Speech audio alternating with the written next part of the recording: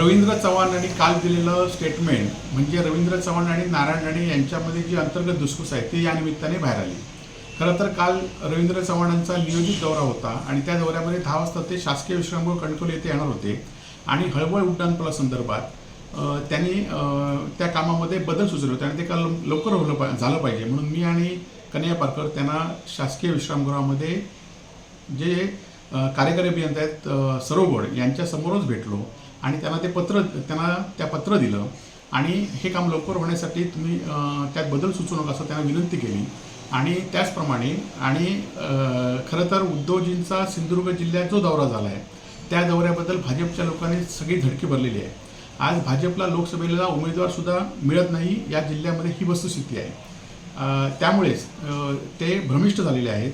सातत्याने उद्धवजींना जिल्ह्यातल्या लोकांनी अल्पावधीमध्ये दौरा नियोजित करण्यात आला आणि अल्पावधीमध्ये हजारो लोक वेगवेगळ्या ठिकाणी एकाच ठिकाणी तर सिंधुदुर्ग जिल्ह्यातल्या सगळ्या मतदारसंघामध्ये सगळ्या तालुक्यामध्ये उत्स्फूर्त प्रतिसाद मिळाला आणि त्यामुळे ही अशी भूमिका ते घेत आहेत।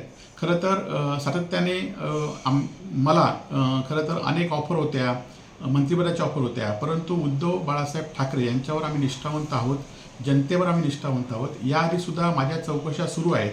खरं तर या चौकशा सुरू असताना सुद्धा 20 वर्षातला हिशोब मी त्यांच्याकडे दिलेला आहे, तरी पण 1 रुपयाचा भ्रष्टाचार ते काढू शकले नाही ही वस्तुस्थिती आहे। आणि माझं भाजपच्या लोकांना आव्हानच आहे की तुम्ही अनेक लोकांना ईडी लावता, CBI करता, त्याचप्रमाणे त्यांच्या चौकशा लावण्याचा प्रयत्न करता, परंतु माझ्या या चौकशा लावून तुम्ही 1 रुपया तरी माझा गैरमार्गाने कमाल दाखवा आणि माझ्यावर जी कारवाई करायची ती करा। आणि अशा बातम्या पसरल्यामुळे लोकांमध्ये संभ्रम होणार नाही तर निश्चितपणे लोकांना सुद्धा कळून चुकलेलं आहे की सातत्याने जी माणसं चांगली काम करतात, जी माणसं प्रामाणिक आहेत त्यांना आपल्यामध्ये ओढण्यासाठी अनेक आमिषं द्यायची, ती आमिष न दिली तर त्यांना बदनाम करण्यासाठी प्रयत्न करायचा। परंतु विकास कामासंदर्भात सुद्धा आम्ही आदित्य ठाकरे यांच्यावर चर्चा केली होती की विकास कामासंदर्भात जास्तीत जास्त आपण प्रयत्न करायचा आणि त्यावर पालकमंत्री रवींद्र चव्हाण हे सुद्धा अनेक वेळा सकारात्मक असतात, परंतु त्यांच्या आणि राणेंच्या या वादामुळे काही गोष्टी त्यांच्याकडनं होत नाहीत ही वस्तुस्थिती आहे।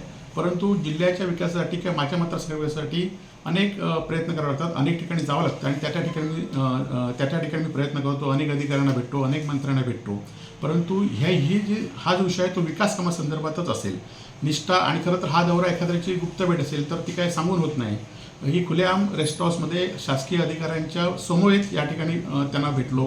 अनेक आजसुद्धा आयुष्यभर भारतचे अधिकारी ओरसमध्ये आले आहेत, त्यांनासुद्धा आज भेटणार आहे। म्हणून जी कामं होतात त्यासाठी शासकीय लोकप्रतिनिधी म्हणून शासकीय अधिकाऱ्यांना भेटणं, शासकीय ज्यांच्याकडे अधिकार आहेत त्यांना भेटणं हे माझं कर्तव्य आहे आणि ते मी कायम करत राहणार आहे। आणि त्यामुळे अशा बदनामीकारक बातम्या करून खरं तर तुम्हाला आता जनाधार कमी होत चालला आहे, तुमचं पितळ उघड पडलं आहे। उद्धवजींचा झंझावत आज संपूर्ण राज्यामध्ये उद्धवजींचा आहे, त्याचबरोबर आदित्यजींचं झंझावत त्यापुढे तुम्ही टिकणार नाही तुम्हाला कळून चुकलं आहे आणि त्यामुळे तुम्ही पक्ष फोडताय, कार्यकर्ते फोडतायत, परंतु आमच्यासारखे प्रामाणिक कार्यकर्ते, आमच्यासारखे प्रामाणिक शिवसैनिक तुम्ही फोडू शकत नाही ही वस्तुस्थिती आहे।